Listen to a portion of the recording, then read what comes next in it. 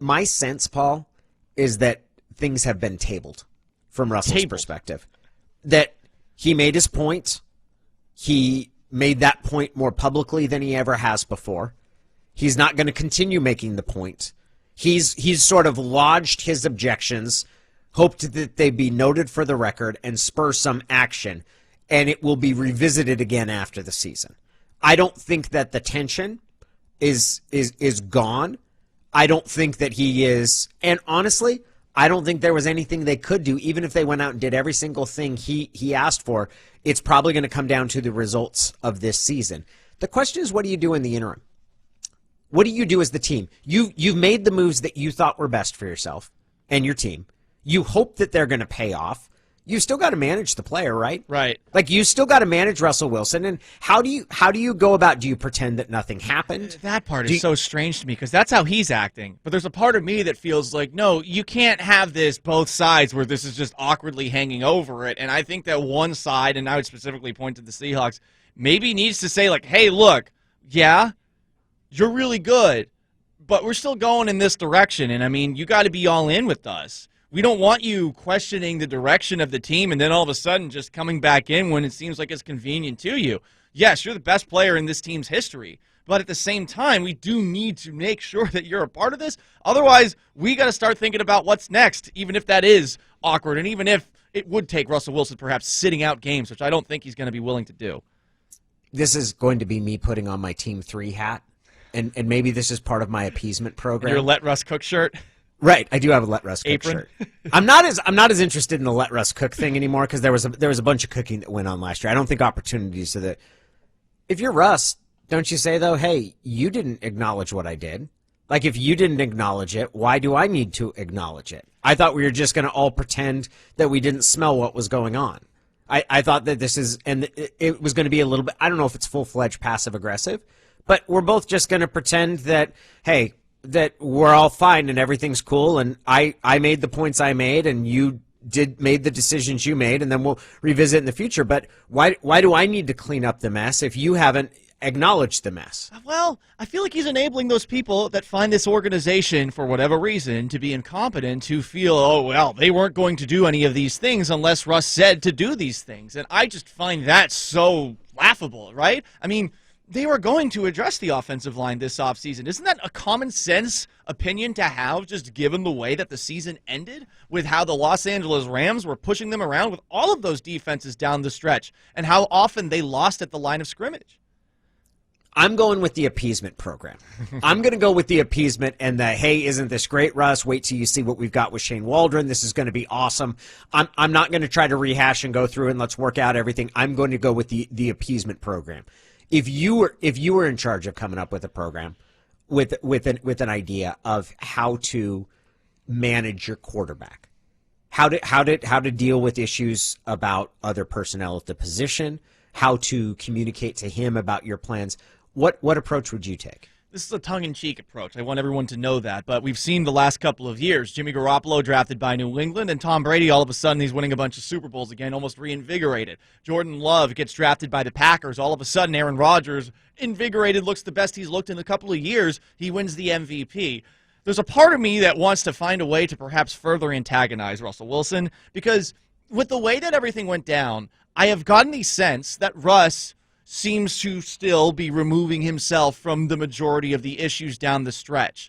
And if he's just going to move on and say, well, all right, I mean, I'm just going to keep doing what I've been doing, I want him to know that he needs to do more than what he's been doing. I want him to know that, hey, look, yeah, you're great, but there's a new offense now. You got to get the ball out more quickly, and you got to really learn and change perhaps some of your style, just given the fact that you're 32 years old and you're no longer the mobile guy that you used to be. We saw that last year. You know, he can make the argument that he still has that elusiveness. And look, he's always going to have a semblance of that. But that Giants game, he wasn't able to dodge defenders the same way that he used to. And I'm hoping that there is something that the Seahawks can do to light a fire under Russ to say, like, look, what you've been doing the last 2 years is great. You can still do more. If you take the approach of bringing in a different quarterback, and legitimately, they've never brought anybody to compete. They haven't really even brought anybody in to develop. I mean, Alex Magoo a little bit, But most, I mean, that was a 7th-round pick, and they've had B.J. Daniels, but they really haven't. They really haven't had a true development project. If you do that, is it because you're looking for a potential replacement if things get worse with Russell Wilson, or is it because you're trying to get more out of your current quarterback? Are you trying to make him mad to get him better, or are you legitimately trying to give yourself potential out if things get worse? I think it's the latter, and honestly, if you do end up seeing a quarterback that's slipping around, say there is somebody that John Schneider really likes, and he's not one of these top 5 guys that we've been talking about nonstop, and he's hovering around in the back of the 2nd round. I mean, I would not be upset if John Schneider took a quarterback in this year's draft. I trust his evaluation. They have 1 pick in the first 3 rounds. I mean, and you're gonna choose a quarterback. Now look, the Packers last year, it wasn't the same situation, right? Hey, let's get him weapons. They got him a backup quarterback and they got him a running back. You know, and guess what? The season worked out all right. I did, but man, they're in a tough spot right now, aren't they? Weren't they going to be in a tough spot regardless? Maybe, but here's the problem: is that things went really well for the Packers last year, right? They won 13 games. They went to the conference championship game, and they didn't play particularly. Their offense kind of got swamped by that pass rush. I don't think it was because Rodgers played bad. I think, and then you get to it, and he was upset at the end, and now you've got this tension where they've renegotiated other contracts to create cap room in Green Bay. Nobody's really been paying attention to this, but they have not renegotiated Aaron Rodgers. He had a roster bonus of $7 million that was due, and they just paid it as a roster bonus. Right. The difference there is if you convert it to a signing bonus, you could kick some of that money down the road. You could clear some salary cap space, and they're like, nope, we're going to pay it all right now, so we don't have that hanging over in case we need to move on from him.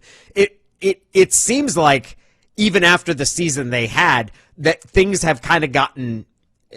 There's certainly not more long-term peace between quarterback, and Rodgers is older than Wilson. That's the big difference, and because Russ is 32, and because you have him under contract, I do think you should operate under this policy. Unless Russ sits, we are not even going to think about picking up the phone to make an offer to one of these teams that's on his next list, if that's something that happens next offseason. But I do think you got to leave that avenue open, and I don't know, Danny, what the best way would be, given that there does seem to be a bit of a communication gap between the Seahawks and Russ, to get more out of Russ than what we have seen out of Russ, or to get Russ to perhaps accept that there are some elements of his game that he needs to work on, or perhaps not necessarily abandon, but just use less.